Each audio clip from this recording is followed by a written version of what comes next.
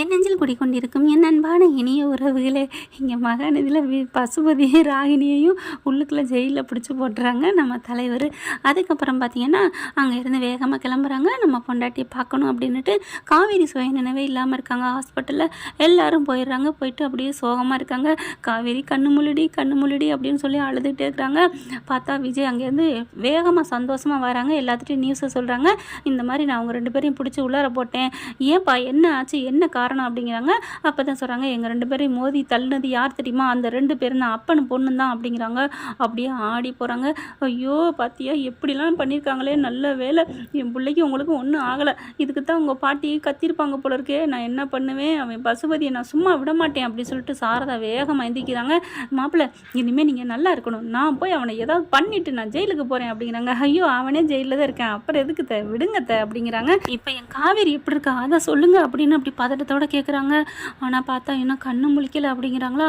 டாக்டர்கிட்ட போகிறாங்க. டாக்டர் வந்து, டாக்டர் என் பொண்டாட்டிக்கு என்னாச்சு டாக்டர், ப்ளீஸ் டாக்டர், காவேரி இல்லைன்னா எனக்கு வாழ்க்கையே இல்லை, அவளுக்கு மட்டும் ஏதாவது ஆச்சு நானும் இங்கே உயிரை விட்டுருவேன் அப்படிங்கிறாங்க. ஐயோ விஜய் சார் என்ன பண்ணுறீங்க, அதெல்லாம் நல்லா தான் இருக்காங்க, இன்னும் கொஞ்சம் நேரத்தில் கண்ணு முழிச்சிருவாங்க, நீங்கள் பயப்படாதீங்க அப்படிங்கிறாங்க.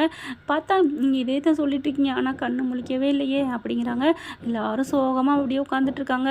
தாத்தா அலறி அடிச்சுட்டு ஓடி வந்துடுறாருங்க. தகவல் தெரிஞ்சு ஏன்னா தாத்தாவுக்கு சொல்லிடுறாரு நம்ம விஜய். தாத்தா ஐயோன்னு அலறி அடிச்சுட்டு வரையில இங்கே பாட்டி சித்தி எல்லாருமே என்னன்னு கேட்குறாங்க. ஒன்னால தான் அப்படின்னு கத்தி விட்டு அங்கேருந்து வேகமாக கிளம்பி வராங்க. அப்பமா சொல்லிட்டு தான் வராரு, இந்த மாதிரின்னு அங்கே பார்த்தா ஆடி போகிறாங்க. ஐயோ என் பேரனுக்கு என்ன ஆச்சு அப்படின்னு. ஏண்டி பேரனும் பேத்தியும் வந்துட்டு இருக்கல, ஆக்சிடென்ட் ஆயிடுச்சுன்னு சொல்கிறேன், அது என்ன உன் பேரனுக்கு, அவன் தான் எனக்கு ஃபோன் பண்ணி தகவல் சொல்கிறான் அப்படிங்கல, அவன் நல்லா இருக்கேன்னு அர்த்தம், காவேரி எப்படி இருக்கான்னு ஒரு வார்த்தை கேட்க மாட்டேன், அந்தளவுக்கு அடி உன் நெஞ்சு கல் மனசா போச்சு, சி இந்த மாதிரியா என் கல்யாணி கேவலமாக இருப்பான்னு நினைக்கவே இல்லை, நான் இப்படியா இருப்பேன், ஏண்டி இப்படி கல்லாடி கல்யாணின்னு பேர் வச்சதுக்கு கல்லா இருக்கிறியே அப்படின்னு சொல்லிட்டு கிளம்புறாரு. நானும் வரேங்கிறாங்க. உன்னைய கூட்டிகிட்டு போனால் எனக்கு ஏதாவது ஆயிரும், நான் கிளம்புறேன் அப்படின்ட்டு போயிடுறாங்க. இங்கே பாட்டியும் ராதா என்ன பண்ணுறாங்க, நம்ம ஏன் தனியாக போவோம், இவர் கூட்டிகிட்டு போகாட்டி என்ன அப்படின்னு சொல்லிட்டு அவங்க தனியாக போகிறாங்க ஆஸ்பத்திரிக்கு. அங்கே போய் பார்த்தா தாத்தா இருந்துட்டு, விஜய் என்னப்பா ஆச்சுங்கிறாரு. இப்படியே தாத்தாவை கட்டி பிடிச்சிட்டு அழுகுறாங்க. தாத்தா ஏன் தாத்தா எல்லாரும் என் வாழ்க்கையில் விளையாடுறாங்க, ஏன் தாத்தா, எதுக்கு தாத்தா, நான் அப்படி என்ன தாத்தா இப்போ தப்பு பண்ணேன், நாங்கள் 2 பேரும் உண்மையான பாசம் வச்சது தப்பா தாத்தா, ஏன் தாத்தா அப்படின்னு அழுகுறாங்க. டே அழுகாதடா, நீ வச்ச பாசம் உண்மையானது, உன் காதல் உண்மைங்கிறதுனால தான் உன் பொண்டாட்டி உயிரோடு இருக்கா, அதை தெரிஞ்சுக்கோ, உயிர் போயிருந்தா என்ன பண்ணியிருப்ப தாத்தா அப்படிங்கிறாங்க. இப்போ உங்கள் முன்னாடி நான் இருந்திருக்க மாட்டேன் தாத்தா அப்படிங்கிறாங்க. தெரியும்டா நீ அழுகாத அப்படிங்கிறாங்க. விஜய் அழுகிற பார்த்துட்டு சாரதா கங்கெல்லாம் அப்படியே ஒரு மாதிரி இருக்காங்க. ஏன்னா அவங்க கூட அழுது முடிச்சுட்டு உட்காந்துறாங்க. ஆனால் இவர் அழுதுகிட்டே இருக்காரா. அதில் பார்த்தீங்கன்னா ரொம்ப கஷ்டப்பட்டு ரொம்ப ஃபீல் பண்ணிக்கிட்டு இருக்காங்க நம்ம பாட்டி. காவேரியை நினச்சி, காவேரி வந்துடுடி, என் குடும்பத்துக்கு துள்ளி திரிகிற மான்குட்டி மாதிரி இருந்தியடி, வாடின்னு கெஞ்சுறாங்க. அடுத்து பார்த்தா கண்ணு முழிக்க போகிறாங்க. காவேரிக்கு உணர்வு வருது. எல்லாரும் அழுது புலம்பிக்கிட்டு இருக்கிறாங்க. எல்லாமே காவேரிக்கு தெரியுது. காவேரி கண்ணிலேருந்து கண்ணி தனியாக ஊற்றுது. அப்படியே பக்கத்தில் வராரு, தலையை எடுத்து மடியில் வச்சுக்கிறாரு. காவேரி என்னை பாருமா, காவேரி அப்படிங்கிறாங்க. ஆனால் கண்ணே முழிக்கல. காவேரி தெரியுதா, நீ இல்லைன்னா நான் உயிரை விட்டு வேண்டிய இந்த உலகத்தில் இருக்க மாட்டேன்டின்னு அழுதுகிட்டு இருக்காரு. அவர் அழுகிற கண்ணீர் துளி அப்படியே நம்ம தலைவி முகத்தில் அப்படி படுது. பட்டோன்னு அப்படி கண்ணு திறக்குது. பட ரேஞ்சுக்கு கற்பனை போய்கிட்டு இருக்குன்னு பார்க்குறீங்களா?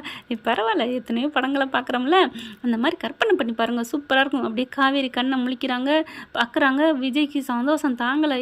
என் பொண்டாட்டி கண்ணு முழிச்சிட்டா அப்படின்னு சொல்லிட்டு நெத்தியில் வாயில் முத்தம் டக்குன்னு கொடுக்குறாங்க. என் பொண்டாட்டி கண்ணு முழிச்சிட்டா, காவேரி கண்ணு முழிச்சிட்டியா அப்படின்னு சொல்லிட்டு முத்தம் கொடுக்குறாங்க. காவேரி பார்த்தீங்கன்னா இப்படி பேந்த பார்க்குது. பாட்டி நிற்கிது, பாட்டியை பார்க்குறாங்க. தாத்தா என்ன பண்ணுறாரு, காவேரி நல்லா இருக்கியாம்மா, எப்படா இருக்கா அப்படின்னு கேட்குறாங்க. அப்புறம் பாட்டியை பார்க்குறாங்க. கல்யாணி பாட்டி மட்டும் இப்படி முறைச்சிக்கிட்டு அப்படிங்கிற மாதிரி இருக்குது.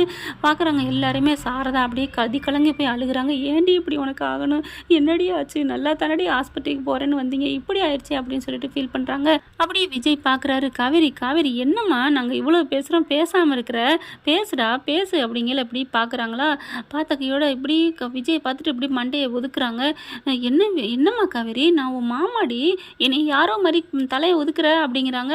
அப்படி பார்க்குறாங்க. அப்படி தள்ளி விட்றாங்க. ஏம்மா அப்படிங்கிற கையை தள்ளி விட்றாங்க. காவேரி அப்படிங்கிற நீங்களாம் யாரு அப்படின்னு கேட்குறாங்க. காவேரி அந்தர் பல்ட்டி அப்படிங்கிற மாதிரி காவேரி யாருன்னு கேட்டோன்னே அப்படியே ஆடி போகிறாங்க. தலையில் அடிச்சுக்கிட்டு அழுகுறாங்க. சாரதா விஜய் பார்க்குறாங்க. காவேரி என்னம்மா ஆச்சு அப்படின்னு சொல்லிட்டு கல்யாணிக்கு மட்டும் சந்தோஷம் தாங்கலை. அப்பாடா இவளுக்கு எல்லா சுயநினைவு போயிடுச்சு, இனிமேல் நம்ம வீட்டுக்கு வரமாட்டா அப்படின்னு சந்தோஷப்படுது. ஹாப்பியோ ஹாப்பின்னுட்டு தாத்தா இருந்துட்டு காவேரி என்ன தெரியலையம்மா அப்படிங்கிறாங்க. விஜய் என்ன தெரில எல்லாரும் கேட்க இல்லையே உங்கள் எல்லாருமே எனக்கு தெரியுதே அப்படிங்கிறாங்க. காவேரி தெரியுதா, அப்பாடா அந்த கடவுள் கண்ணை திறந்துட்டாரு அப்படிங்கிற மாதிரி பார்க்க ஆமாம் எல்லாரும் என் கண்ணு முன்னாடி தான் நிற்கிறீங்க, அப்புறம் தெரியாமல் என்ன இருக்கும், நீங்களாம் யாருன்னு நான் கேட்டேன், அதுக்கு பதில் சொல்லாமல் தெரியுதான்னு கேட்குறீங்க, உங்களை எல்லாரையும் தெரியுதுங்க, நீங்கள் யார் அப்படின்னு சொன்னோன்னே அம்புடு பேரும் மூச்சு விடுறாங்க. மூச்சு இப்படி இறுக்கி பிடிச்சிடுறாங்க. என்ன இது தெரியும்னு சொல்லிட்டு இப்படி சொல்லிட்டாலே அப்படின்னு சொல்லிட்டு ஆடி போகிறாங்க. விஜய் அப்படி நெஞ்சில் அடிச்சுட்டு அழுகிறாரு. காவேரி ரொம்ப நாளைக்கு அப்புறம் இப்போ தானடா மனசார ஒன்று சேர்ந்தான், இப்படி ஆயிடுச்சே, ஐயோ நம்ம வாழ்க்கையில் விதி விளையாடுதேன்னு கட்டி பிடிச்சிட்டு அழுகிறாங்க. அதுக்கப்புறம் காவேரி நல்லா ஆயிட்டாங்க, அதாவது உடல் ரீதியாக நல்லா ஆயிட்டாங்க அப்படிங்கிறாங்க. டாக்டர் வந்ததுக்கப்புறம் அவங்க விஜய் கேட்டதுனால அடுத்து பார்த்தீங்கன்னா அவங்களுக்கு என் பழைய நினைவுகள்லாம் மறந்துடுச்சு, அது எப்போ வேணாலும் வரலாம். ஐயோ அப்படின்னு அழுகுது சாரதா. ஒன்று கங்கா அழுகுது, பாட்டி அழுகுது. டாக்டர் எப்போ என் பிள்ளைக்கு நல்லா ஆகும் அப்படிங்கிறாங்க. இருந்தால் இப்போ கூட ஆனாலும் ஆகலைங்க, எப்போ வேணாலும் ஆகலாம், ஆனால் கண்ணுங்க அர்த்தமாக பார்த்துக்கோங்க, எதையுமே நீங்கள் வந்து அதிர்ச்சி தர்ற மாதிரி பேசாதீங்க அப்படி இப்படிங்கிறாங்க. அப்படி விஜய் பார்க்குறாரு. காவேரி என்னையாவது தெரியுதா காவேரி அப்படிங்கிறாரு. அதுக்கப்புறம் இங்கே காவேரியை கூப்பிட்டுட்டு வண்டியில் ஏற்றுறாங்களா. அப்போ பார்க்குறாரு, அத்தை எல்லா வசதியும் வேணும், நான் எங்கள் வீட்டுக்கு கூப்பிட்டு போட்டா அப்படிங்கிறாங்க. தம்பி உங்கள் வீட்டில் எங்கள் வீட்டில் அவளுக்கே சுயநினைவு இல்லாமல் இருக்குது, நான் இங்கே விடலை, நான் கூட்டிகிட்டு போகிறேன் அப்படிங்கிறாங்க. பாட்டி பார்க்குது, அவளையே அப்போ இங்கே கூப்பிட்டு வர, ஏற்கனவே புத்தி இல்லாமல் இருக்கிறா அப்படி இப்படிங்கிறாங்க. பாட்டி அவ்வளவுதான், நான் நம்ம வீட்டில் தான் வச்சு நான் எல்லாம் பார்க்கணும், அவள் பாவம் பாட்டி அப்படிங்கிறாங்க. அப்போ தான் ராதாவும் அன்பும் சொல்கிறாங்க, அத்தை வரட்டும், அவன் அன்பு சொட்டத்தலம் இருக்கானே எல்லாம் தானே வந்துடுறாங்க.